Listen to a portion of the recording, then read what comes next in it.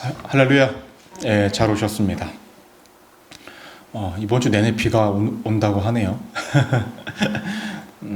비 오면 항상 조심하셔야 될 게 운전 조심하시길 바랍니다. 운전 조심하세요. 제가 항상 성도님들 가실 때마다 드리는 말씀이 운전 조심하시라고.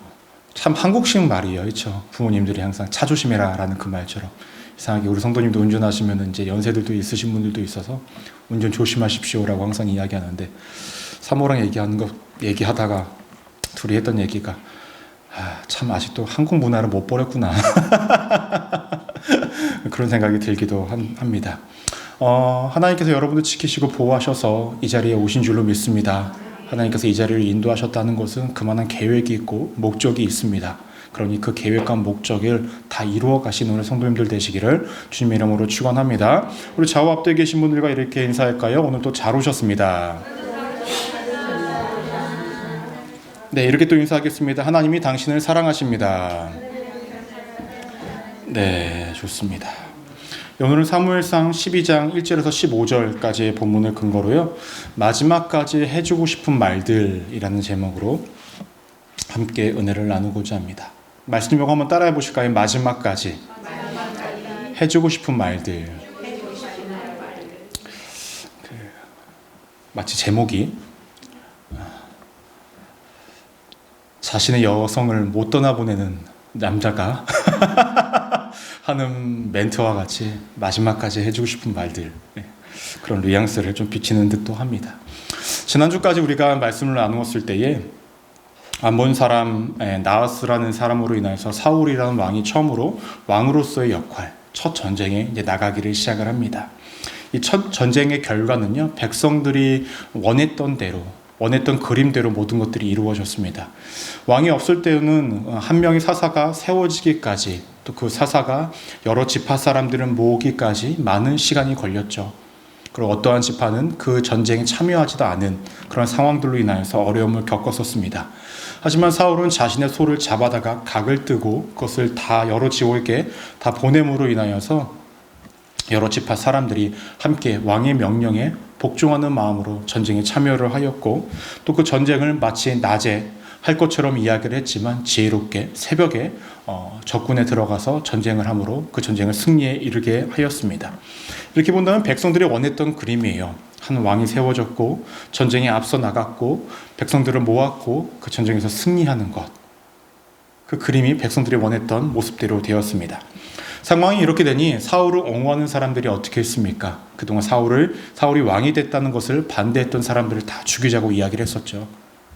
근데 그때에 사울은 이야기합니다. 그들을 죽이지 마라. 우리가 죽일 때가 아니고, 그리고 이제 그들을 품기를 시작합니다. 이렇게 되니 당연히 주변의 모든 사람들은 싸움도 잘해, 전쟁도 잘해, 마음도 넉넉해. 그러니까 얼마나 그 사울이 흡족했겠습니까? 이 모습을 보고 사무엘도 사람들을 길갈에 모으기를 시작을 합니다. 그리고 그곳에서 화목제를 드리고 이제 화목을 이루는 그런 상황에 이르게 되었습니다.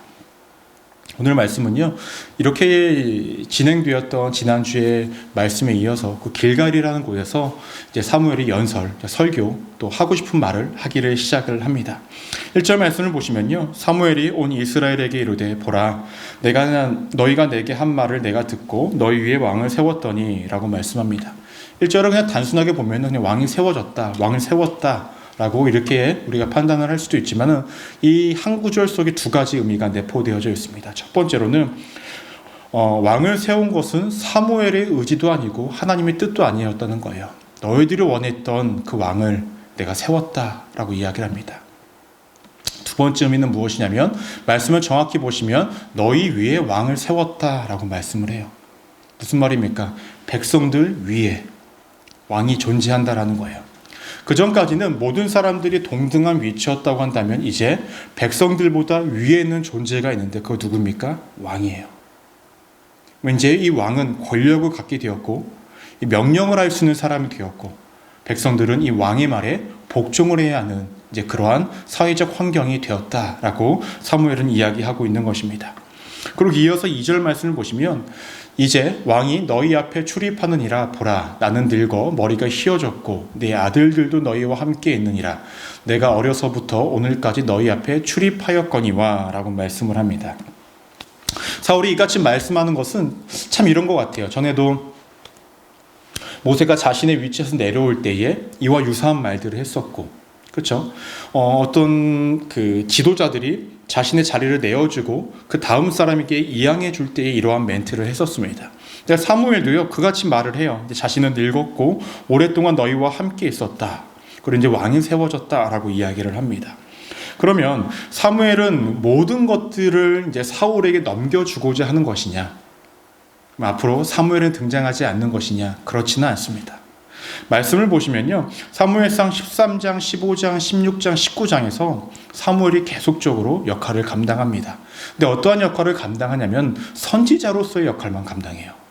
그동안에는 이 나라를 이스라엘 민족을 통치하고 그들을 어떻게든 전쟁에 이끌고 나가는 그런 역할까지 감당했다고 한다면 그 어떤 전쟁적인 부분과 정치적인 부분, 이 부분들은 이제 사울에게 모두 다 이양을 하고 사무엘은 선지자로서의 역할만 이제 감당을 합니다. 얼마나 이 사무엘이 열심히 했냐면 사무엘이 죽은 후에도요, 나타나요. 누구에게? 사울의 꿈속에 나타나요. 그래서 저주의 메시지를 던지기도 합니다. 사나 죽으나 열심히 살아가는 사람이 누구였습니까? 사무엘이었어요. 근데 중요한 건 왕이 출입한다라고 2절에서 말씀을 하는데 이것이 무엇을 의미하냐면 앞으로 너희가 세운 이 왕은 너희의 앞에서 전쟁을 지도할 것이다 라는 거예요. 또 이 왕이라는 존재는 무엇을 해야 하냐면 다른 사람들보다 하나님 앞에서 모범적인 삶을 살아가야 하는 존재다라고 이야기를 합니다. 그리고 자신은 지금까지 그러한 삶을 살아왔다라고 이야기를 하고 있습니다. 지금까지 사무엘은 어떠한 삶을 살아왔을까요? 3절 말씀을 보시면 이렇게 언급합니다. 내가 여기 있나니 여호와 앞과 그의 기름 부음을 받은 자 앞에서 내게 대하여 증언하라. 내가 누구의 소를 빼앗았느냐, 누구의 나귀를 빼앗았느냐, 누구를 속였느냐, 누구를 압제하였느냐, 내 눈을 흐리게 하는 뇌물을 누구의 손에서 받았느냐, 그리하였으면 내가 그것을 너희에게 갚으리라 하니 라고 말씀합니다. 사무엘이 이야기하는 것은 무엇이냐면 소, 나귀, 압제, 뇌물, 이러한 것들을 이야기를 해요. 왜 이러한 것들이 이야기를 하고 있을까요? 사무엘상 8장 우리가 전에 나눴던 말씀을 보시면 사무엘이 백성들에게 이야기하는 것이 있습니다. 너네 왕이 세워지면 어떠한 일들이 생기냐면은 너의 아들들이 끌려가고 너의 딸들이 궁에서 일을 하고 너의 땅이 빼앗기게 되고 것들을 다 이야기를 합니다. 즉 그들이 갖고 있었던 말과 나귀와 여러 가지 것들을 다 빼앗기게 될 것이다 라고 이야기를 했었어요. 근데 이 사무엘은 지금까지 이스라엘 백성들 가운데 리더자로서의 삶을 살아갈 때에 백성들에게 소도 나귀도 그 어떠한 것도 압제하거나 취한 자가 아니었다라는 거예요. 자신 그렇게 결백하게 나름의 깨끗하게 살아왔다는 것입니다. 이것에 대해서 백성들이 뭐라고 이야기하냐면 백성들은 맞다. 당신은 우리에게 어떠한 것도 빼앗은 것도 없고 착취한 것도 없고 어떠한 것도 취한 것도 없다라고 인정을 합니다. 이게 사무엘은 5절에서 이렇게 이야기를 합니다. 우리 함께 한번 읽어볼까요? 시작. 사무엘이 백성에게 이르되 너희가 내 손에서 아무것도 찾아낸 것이 없음을 여호와께서 너희에게 대하여 증언하시며 그의 기름 부음을 받은 자도 오늘 증언하느니라 하니 그들이 이르되 그가 증언하시나이다 하니라 라고 말씀합니다. 여러분 당시에는 증인은 한 사람이 될 수가 없어요. 왜냐하면 그 증인이 거짓될 수도 있기 때문에 그러합니다. 증인은 최소 2사람 이상이에요. 근데 이 사무엘이 아까 사무엘이 이야기한 것처럼 흠이 없이 살아갔다라는 것의 증인이 누구냐? 하나님이시라는 거예요. 그리고 지금 기름 부음을 받은 왕이기도 하고 백성들도 그들의 증인이 된다고 이야기를 하고 있습니다. 여기까지만 본다면 사무엘이 자신이 지금까지 어떻게 살아왔다라는 것만 이야기하는 것 같은데 그렇지가 않아요. 과거부터 있었던 모든 역사를 들추어내기를 시작합니다. 그 이유는 과거부터 지금까지 하나님이 이스라엘 백성들을 어떻게 인도하셨는지를 명확히 알려주고자 하는 거예요. 때문에 8절 말씀부터 먼저 보시면 이렇게 언급합니다. 야곱이 애굽에 들어간 후 너희 조상들이 여호와께 부르짖음에 여호와께서 모세와 아론을 보내사 그 2사람으로 너희 조상들을 애굽에서 인도하여 내어 이곳에 살게 하셨으나 라고 말씀합니다. 여러분 야곱의 가족들이 애굽에 살게 된 이유가 무엇인가요? 요셉이 애굽에서 국무총리가 되었을 때에 이제 요셉이 아버지를 발견하게 되고 결국엔 어떻게 됩니까? 이 가족들은 모두 다 애굽 땅으로 초청을 하지 않습니까? 그렇게 돼서 이 애굽 땅 가운데 살게 돼요. 근데 이 애굽의 왕이 요셉을 알았을 때까지는 이 야곱의 가족들, 그러니까 이스라엘 백성들을 잘 보호하고 그들이 나름 살아갈 수 있게 만들어줬지만, 시간이 흐름에 따라 요셉이란 사람이 잊혀지고 이스라엘 백성들이 많아짐에 따라 이스라엘 백성들은 어떻게 됐습니까? 이 애굽 땅 가운데서 종노릇을 하며 노예 생활을 하면서 살아갔죠. 그때 너무나 힘겹고 어려운 나머지 이 애굽에서 종노릇을 했던 이스라엘 백성들이 무엇을 합니까? 하나님께 부르짖죠. 하나님께서 그 부르짖는 소리를 들으셨고 자신이 과거 이스라엘 민족들의 조상들과 약속했던 그 약속들을 기억해내십니다. 그리고 이스라엘 백성들을 이제 출애굽을 시키신다라는 거예요. 6절 말씀에서 이렇게 언급합니다. 사무엘이 백성에게 이르되 모세와 아론을 세우시며 너희 조상들을 애굽 땅에서 인도하여 내신 이는 여호와이시니 라고 말씀합니다. 즉 출애굽을 하기 위해서 특정한 사람을 세우셨다라는 거예요. 그리고 그 특정한 사람을 통해서 이스라엘 백성들을 출애굽을 시켰다라는 것입니다. 즉 출애굽을 시킨 것은 전적으로 누가 하신 것입니까? 하나님이 하셨다라는 거예요. 때문에 7절 말씀을 함께 한번 읽어볼까요? 시작. 그런즉 가만히 서 있으라. 여호와께서 너희와 너희 조상들에게 행하신 모든 공의로운 일에 대하여 내가 여호와 앞에서 너희와 담론하리라 라고 말씀합니다. 지금까지 이스라엘 백성들 가운데 위기의 순간마다 하나님은 특정한 누군가를 세우셨고 그 사람을 통하여서 그 어려움으로부터 구원의 길로 인도하셨다라는 거예요. 이것에 대해서 너네가 반박할 것이 있으면 반박해봐라 라고 이야기하는 것입니다. 그래서 내가 너희와 여호와 앞에서 너희와 담론한다 라고 이야기를 하고 있습니다. 즉 현재 너네가 원해서 세워진 이 왕이라는 존재는 하나님이 원해서 세운 존재는 명확히 아니라는 것을 다시금 얘기하는 거예요.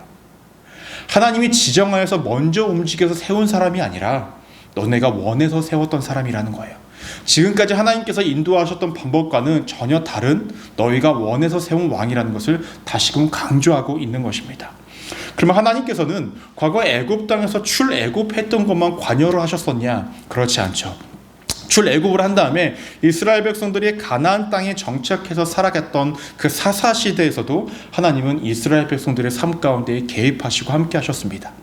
이스라엘 백성들이 하나님과 좋은 관계를 유지하고 있었을 때는 늘 평화로웠어요. 그들이 누리면서 살아가는 삶이었다는 거예요. 그런데 그들의 모습에는 항상 평안을 누릴 때에 죄악 가운데 살아갔던 것이 그들의 모습이었죠. 9절 말씀을 보시면 이렇게 언급합니다. 그들의 하나님 여호와를 잊은지라 라고 말씀합니다. 사사시대 때에 이스라엘 백성들이 여호와를 잊었대요. 근데 이것은 기억에서 그냥 자연스럽게 잊혀진 것이 아니라 의도적으로 지웠다라는 거예요. 이스라엘 백성들이 의도적으로 지웠대요. 그리고 이어서 9절 말씀을 보시면 여호와께서 그들을 하솔 군사령관 시스라의 손과 블레셋 사람들의 손과 모압 왕의 손에 넘기심에 그들이 저희를 침해라고 말씀합니다. 여기서 언급되어지는 하솔 군사령관 시스라, 그다음 블레셋 사람, 그다음에 모압 왕의 손에 넘겼다라고 이야기하는 것은 당시에 사사시대 때에 대표적으로 이스라엘 사람들을 괴롭고 힘들게 했던 존재들을 언급하고 있는 거예요. 군사령관 시스라라는 사람은 이러한 존재를 통해서 이스라엘 백성들은 약 20년간이라는 시간 동안 고통을 받았습니다. 그때 한 명의 사람을 세워요. 누구냐면은 여사사 드보라를 세워서 이스라엘 백성들을 그 위기에서 건져내십니다. 블레셋은 한 번도 아니고 여러 번 이스라엘 백성들을 공격하고 힘겹게 했어요. 그 가운데 세웠던 사람이 누구였습니까? 우리가 잘 아는 삼손을 세워서 블레셋 사람은 물리치기도 했었고, 또 모압 사람들은 약 18년간 이스라엘 백성들을 괴롭게 했었습니다. 그때 하나님께서 또 하나의 사사인 에웃이라는 사람을 세우셔서 이스라엘 백성들을 그 땅 그곳에서 건져내시기도 하셨죠. 중요한 것은 이스라엘 백성들의 죄악은 늘 하나님의 곁으로부터 떠나는 것에서 시작이 되었습니다. 구체적으로 어떠한 죄를 가장 많이 지었냐면은 10절에서 뭐라고 언급되었었냐면 너네가 바알과 아스다롯을 섬겼다라는 거예요. 이방 민족의 신들인 우상을 섬기는 것으로 통해서 1차적으로 너희가 하나님과 멀어지는 일을 선택했다는 것입니다. 근데 그럼에도 불구하고 하나님께서는 어떻게 하십니까? 이스라엘 백성들이 다시금 회개함으로 나아갈 때마다 하나님이 어떠한 한 사람을, 특정한 사람을 세우십니다. 그리고 그들의 위기로부터 벗어나게 하시는 구원을 허락하셨다라는 거예요. 그러면 지금 출애굽을 할 때부터 사사시대, 현재 이스라엘 백성들이 현재 살아가고 있는 이 시점까지 하나님의 모든 방법들은 어떻게 이루어졌습니까? 어떠한 한 사람을 세워서 그 사람을 통해서 모든 위기로부터 다 벗어나게 하는 것이 하나님이 이끄셨던 방법이었다는 거예요. 여러분, 하나님께서 지금까지 이렇게 이스라엘 백성들의 삶을 인도했다고 한다면 어떻게 하는 것이 일반적인 삶일까요? 감사하는 것이 맞아요. 그렇지 않습니까? 올바르게 살지 못했는데 그때마다 하나님 찾아가서 도와달라고 하니까 어떠한 사람을 세우고 그 위기를 벗어나게 지속적으로 해주셨어요. 그것을 받은 것이 너무나 감사하며 여겨야 되는데 현재 이스라엘 백성들은 무엇을 하나님께 요구하고 있었습니까? 되려 왕을 요구하고 있어요. 하나님의 통치를 요구하고 있는 것이 아니라 왕의 통치를 요구하고 있었다는 것입니다. 자신들이 공격을 받고 누군가로부터 어려움을 당하는 것이 자신들의 죄악으로부터 생겼다라는 것을 인식하지 못하고 자신들에게 없는 것, 즉 이방 민족들이 갖고 있는 왕이 우리에게 없기 때문에 우리가 공격을 당하고 우리가 힘겹게 살아간다고 생각을 하고 있었다는 거예요. 참으로 어리석죠. 그들의 삶 가운데 하나님과 올바른 관계를 맺고 있을 때는 너무나 평안했고 하나님이 알아서 통치를 해주시는 것은 기억하지 못하고 되려 자신들에게 없는 것을 찾으며 하나님께 요구하고 있었다는 것입니다. 이러한 어리석은 삶을 살아가고 있는 이 백성들을 향해서 사무엘이 뭐라고 말씀하냐면 12절 말씀을 보시면 너희가 암몬 자손의 왕 나하스가 너희를 치러 옴을 보고 너희의 하나님 여호와께서는 너희의 왕이 되심에도 불구하고 너희가 내게 이르기를 아니라 우리를 다스릴 왕이 있어야 하겠다 하였도다 라고 말씀합니다. 지난주에 나하스 왕이 등장했죠. 이렇게 이야기를 해요. 참으로 어리석습니다. 그들의 삶을 지금까지 인도하셨던 분은 철저하게 하나님이신데 이것을 인식하지 못하고 깨닫지 못했다라는 거예요. 지금까지 하나님의 이스라엘 백성들을 통해서 이루시고자 했던 것은 무엇이었습니까? 하나님의 통치를 받는 이스라엘 백성들, 신정 통치를 통해서 그들을 보호하시기를 원했는데 백성들은 왕정 통치를 원하고 있습니다. 하지만 그들이 원하는 것을 하나님께서는 들어주시죠. 그리고 앞으로는 어떻게 이루어질 거냐?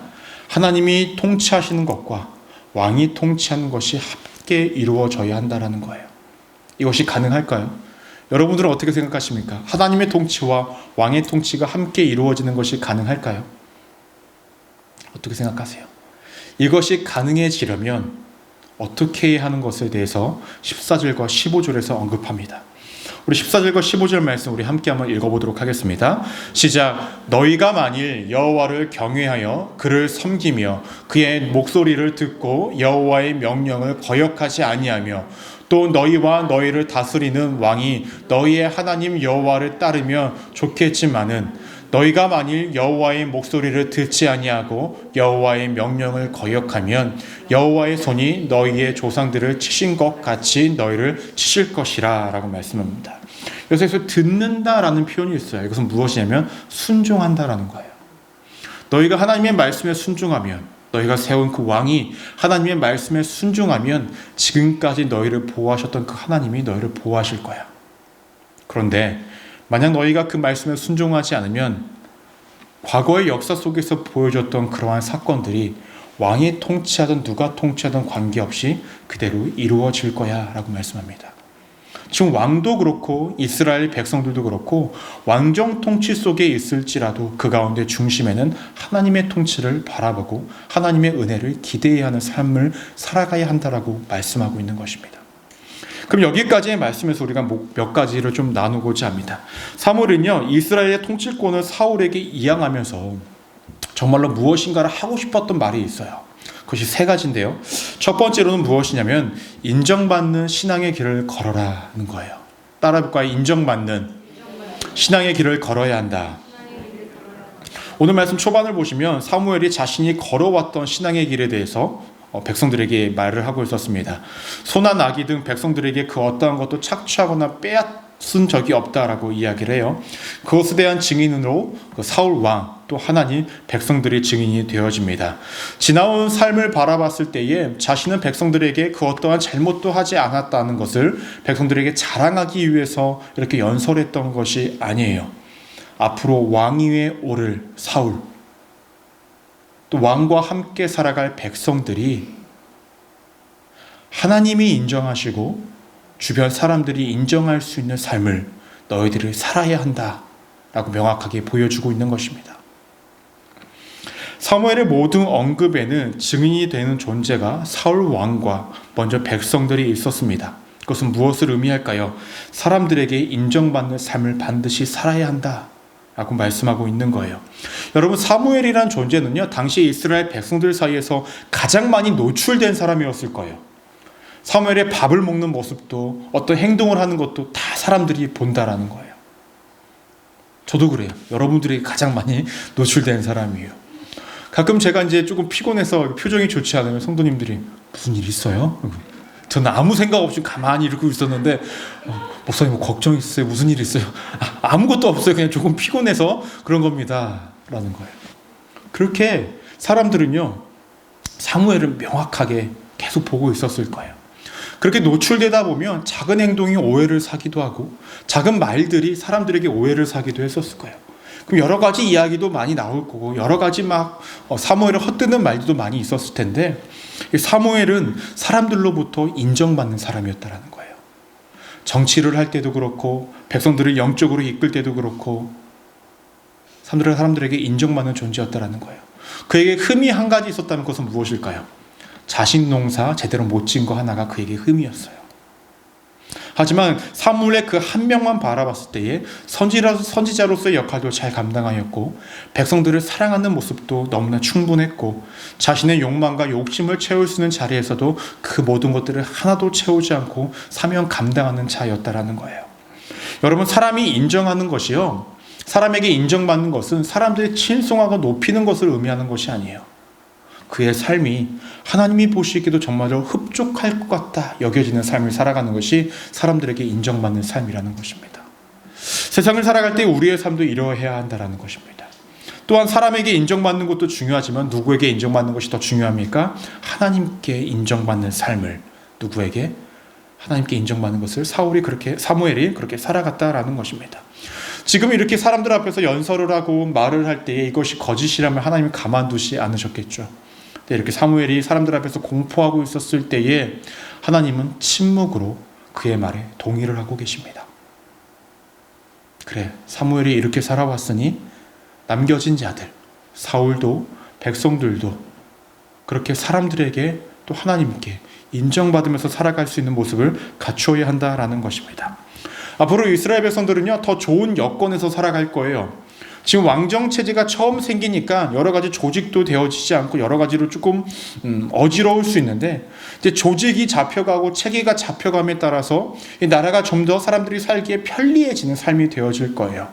그 가운데서도 이스라엘 백성들이 잊지 말아야 할 것은 무엇이냐면 하나님께 인정받는 삶을 살아라. 너네가 하나님의 백성으로서 인정받는 삶을 살아라 라고 말씀하고 있는 것입니다. 여러분, 우리도 마찬가지죠. 이 땅 가운데 살아갈 때에 우리 하나님께 인정받는 삶을 살아가야 합니다. 하나님께만 인정받는 것이 아니라 내가 이 땅 가운데 살아갔을 때 하나님의 말씀대로 살아가다 보니 내 주변의 사람들이 저 사람은 정말로 하나님을 믿는 사람 같아 라고 그렇게 인정받는 삶을 살아가야 한다고 우리에게 오늘 말씀하고 있는 것입니다. 여러분, 하나님께 인정받고 계십니까? 가족들에게, 주변 사람들에게 하나님의 자녀라고 인정받고 살아가고 계십니까? 여러분, 우리가 참으로 그래야 해요. 어렵고 힘겹지만 우리가 그렇게 살아가야 정말로 우리가 하나님의 은혜 속에 거할 수 있다는 것입니다. 그 같은 것들을 꼭 기억하시며 살아가시는 우리 믿음의 성도님들 되시기를 주님의 이름으로 간절히 축원합니다. 두 번째로 사무엘이 말하고 싶었던 것은 무엇이냐면은 하나님과의 역사를 잊지 말아라 라는 거예요. 따라해볼까요? 하나님과의 역사를 잊지 말아라. 오늘 말씀을 봤을 때예요, 말씀 전체적으로 봤을 때 이스라엘 백성들이 하나님 앞에서 영적으로 믿음적으로 굉장히 뛰어난 모습을 보여줬던 적이 있습니까? 사실 그렇게 찾기가 힘듭니다. 그렇지 않습니까? 하나님을 떠나기에 바빴고요, 스스로의 힘으로 어떤 전쟁을 나가면 매번 지는 거에 바빴어요.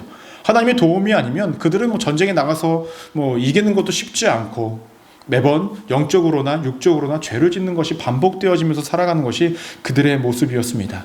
그래서 말씀을 보시면 늘 패턴이 같아요. 죄악 가운데 살아가는 사람들, 그들에게 은혜를 주셔서 그들이 돌아올 수 있게 하셨고, 그들이 회개할 때 그들을 품어주셨고, 그들을 살아갈 수 있게 만드셨던 것이 하나님이셨다라는 거예요. 그럼에도 불구하고 이스라엘 백성들은 지속적으로 하나님을 떠납니다. 이방신을 섬기고 우상을 섬기고 자신들이 보기에 좋게 여겨지는 것들을 행하며 살아가는 것이 이스라엘 백성들의 모습이었습니다. 근데 그때마다 하나님께서는 주변 민족들을 통하여서요, 이스라엘 백성들을 깨닫게 하세요. 돌아오라고 회개하게끔 만드시는 다시금 이러한 패턴을 만들어 주셨습니다. 근데 저는 말씀을 묵상하면서 이러한 마음을 주시는 것 같아요. 하나님께서 이스라엘 백성들이 우상을 섬기고 죄악 가운데 살아갈 때에 주변 민족들을 통하여서 그들을 치셨다는 것, 그것이 정말로 맞는 사실일까? 왜 그러냐면 원래 이스라엘 백성이라는 그 곳은 지리적으로 너무나 괜찮은 곳이기 때문에 많은 나라들이 주변에서 그 땅을 갖고 싶어하는 땅이기도 했어요. 그런데 하나님이 그들을 보호하고 계셨기에 그들의 땅에 침략이 들어오지 않았던 거죠. 그들이 하나님과의 올바른 관계를 맺고 있었을 때에 이스라엘 백성들은 모르고 있었지만 하나님이 보호하고 계셨다라는 거예요. 근데 이스라엘 백성들이 죄악 가운데 살아갔을 때에 그래? 너희들 마음대로 살아봐 라고 말씀을 하시고 하나님께서 이 보호막을 걷어두시니 침략이 들어올 수밖에 없던 것 아니겠습니까? 여러분, 우리의 삶도 마찬가지예요. 우리의 삶 가운데 평안함이 있고 무엇인가를 누리면서 그렇게 살아가고 계십니까? 하나님의 보호하심 속에 있기 때문에 그래요. 근데 우리가 하나님의 뜻대로 살아가지 않고 죄악 가운데 살아간다면 하나님께서 우리를 깨닫게 하시기 위해 보호막을 살짝 거두어드리신다면 본래 우리의 삶 가운데 다가오는 어려움들이 그냥 다가올 수밖에 없다는 거예요. 물론 때로는 우리를 정말로 치시게끔 만드시는 그런 상황도 있겠지만 보호막을 거두어드리니 우리의 어려움이 우리에게 다가올 수밖에 없는 상황에 놓일 수밖에 없다는 것입니다. 여러분들은 하나님의 보호를 받는 존재입니다. 믿으십니까? 그럼 냉정하게 말씀드릴게요. 보호받을 때 잘하세요. 보호받을 때 잘하세요. 하나님과 관계를 잘 맺어가세요. 영적으로 또 삶적으로 인격적으로 다 하나님과 잘 맺어가세요. 그럼 여러분들의 삶의 그 모든 보호가 유지가 됩니다. 근데 하나님께서 설령 이 보호를 거둬들이신다고 해서 하나님께서 여러분들을 버리신 게 아니에요. 무엇인가를 깨닫게 하시기 위한 방법이라는 거예요. 그럼 무엇인가를 깨닫고 하나님께 다시금 나아갈 수 있다면 하나님 다시금 또 보호막을 내리십니다. 누리세요. 한 가지 원하는 것은 여러분, 하나님은 역사 속에서 언제나 늘 변하지 않는 모습을 보여주세요. 근데 사람도요, 늘 변하지 않게 늘 죄악을 져요. 그렇죠? 그러니까 이게 보호막이 올라갔다 내려갔다 계속 하는 거예요. 그렇지 않습니까? 근데 우리가 어떻게든 주의 뜻대로 살아가려고 애쓰고 노력하면 이 보호막을 하나님께서 늘 지키신다라는 것입니다. 늘 그렇게 이스라엘 백성들도 자신들이 하나님과 함께한 역사를 잊지 말아야 하지만 우리 역시도 과거부터 지금까지 나와 함께 하셨던 하나님과의 역사를 잊지 않고 살아가시면 내가 어떻게 살아가야 할지가 명확하게 보일 것입니다. 그 보이는 그 하나님의 뜻을 여러분들의 삶 가운데 적용하면서 살아가셔서 늘 은혜 가운데 거하시는 믿음의 성도님들 되시기를 주님의 이름으로 간절히 축원합니다. 세 번째로 사무엘이 말하고 싶었던 것은 무엇이냐면은 하나님과의 관계는 변하지 않는다라는 거예요. 따라해볼까요? 하나님과의 관계는 변하지 않습니다. 사울은 하나님의 말씀에 순종하라고 이야기합니다. 그리고 백성들에게 하나님의 말씀에 복종하라고 이야기를 하죠. 즉 하나님은 명령하시는 자이시고 백성들은 순종하는 자라는 이 사실은 변하지 않는다라는 거예요. 아무리 앞으로 왕정 통치가 이루어지고 이스라엘 백성들의 삶이 풍족해지고 넉넉해진다 할지라도 이러한 관계는 변하는 것이 아니라는 거예요. 하나님은 창조주이시고 구원자이십니다. 믿으십니까? 우리는 하나님의 피조물이고 구원이 필요한 자들이에요. 맞습니까? 그러면 우리가 앞으로의 우리의 삶이 우리가 굉장히 풍족해지고 넉넉해지든 우리가 힘겹고 어려워지던 이 관계는 변하지 않는다라는 거예요. 맞죠? 때문에 사무엘은 명확하게 이야기하는 것입니다. 너희 앞으로의 삶 가운데 왕정 통치가 되든 무엇이든 되든지 간에 너희 하나님의 말씀을 잘 듣고 순종해야 된다. 하나님의 명령을 듣고 너희는 순종해야 되는 존재다라는 것을 잊지 말라는 거예요. 즉 예나 지금이다 변치 않는 이 관계, 또 내가 잊지 않고 살아가야 한다라는 것입니다. 여러분들의 인생도 마찬가지십니다. 여러분들의 직업이 바뀌고 상황과 환경이 바뀌고 여건이 바뀌어도요, 하나님과 여러분들의 관계는 변하는 것이 없습니다. 여러분, 하나님 필요하십니까? 필요라는 말이 조금 귀에 걸리실 수도 있겠지만 사실 우리는 하나님 정말 필요해요. 어쩔 수 없어요. 그래서 우리가 하나님을 원해요. 그분 아니면 우리는 구원에 이를 수 없고 이 땅 가운데서 그분이 주시는 평안이 없으면 우리는 살아갈 수 없기 때문에 그래요. 그 관계에 여러분 변하지 않는다는 것을 기억하십시오. 변하지 않기에 은혜입니다. 변하면 그것이 은혜가 아니에요. 나의 구원자이시고 나의 창조주이신 그 하나님과 나의 관계가 변하지 않기 때문에 은혜라는 것입니다.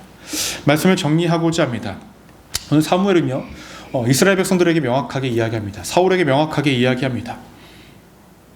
사람과 하나님께 인정받는 삶을 살아라고. 너 스스로가 너의 삶을 인정하는 것이 아니라 누가 봐도 너의 삶을 인정해 줄 수 있는 삶, 하나님이 보시기에도 인정되는 삶을 살라고 이야기를 합니다.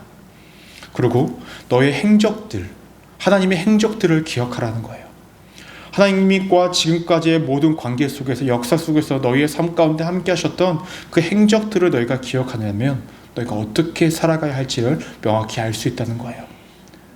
마지막으로 너희와 하나님의 관계는 도저히 변할 수 없는 관계이니 그 관계 속에서 은혜를 찾으며 하나님께 붙잡힌 바 되라고 이야기하고 있습니다.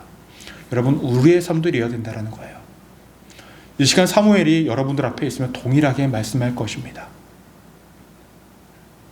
인정받는 삶, 하나님과의 역사를 잊지 않은 삶, 하나님과의 관계가 변하지 않는다는 이것을 기억하시면서 우리가 앞으로의 삶을 살아간다면 우리는 늘 하나님의 은혜 속에 거할 수 있고 내가 어떻게 살아가야 할지를 명확히 깨달아 하나님과 동행하는 인생이 되어질 것입니다. 반드시 이러한 삶을 살아가시는 우리 믿음의 성도님들 되시기를 주님의 이름으로 간절히 축원합니다. 기도하시겠습니다.